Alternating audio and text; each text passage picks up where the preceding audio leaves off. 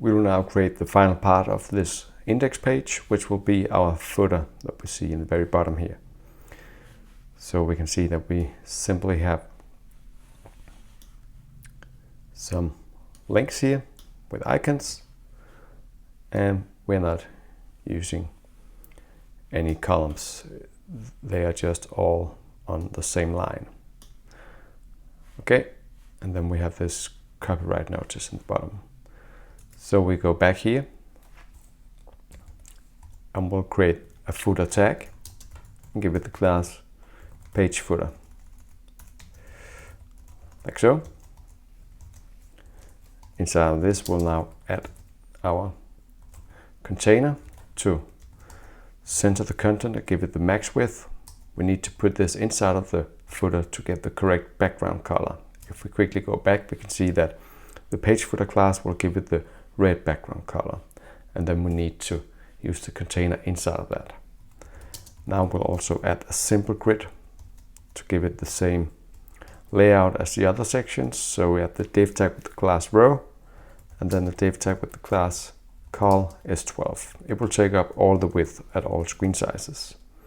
Now we can create the content for our footer. We'll first add the div tag with the class center align to center align the content inside of it. And that will be a bunch of anchor links with the class white text to color the text with the white color. And we'll now add an icon with the I tag and the material icons class. The first one will be a home icon, and the text will be company name. We'll now copy this anchor tag, paste it in 3 times. The second one should have a help icon, and the text will be tutorials. And then we'll have a mode edit, remember the underscore, mode edit icon with the text block. And finally, a mail icon with the text contact. After this center aligned div element, we'll have a paragraph with the class center align again.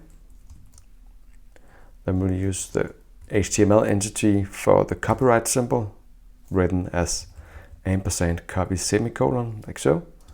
And 2019 company name, all rights reserved, and close our paragraph tag.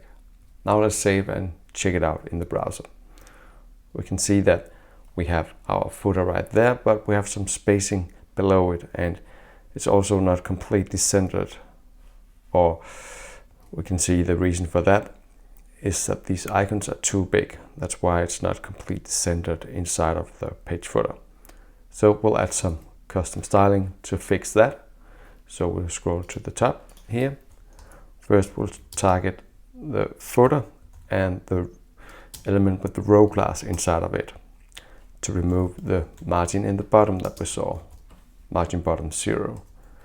Then we'll target the footer again and the icons inside of it.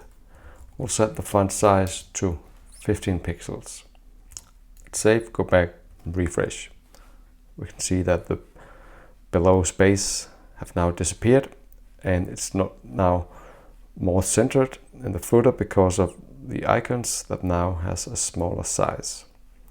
Alright, that was the footer section, the final section of this home page.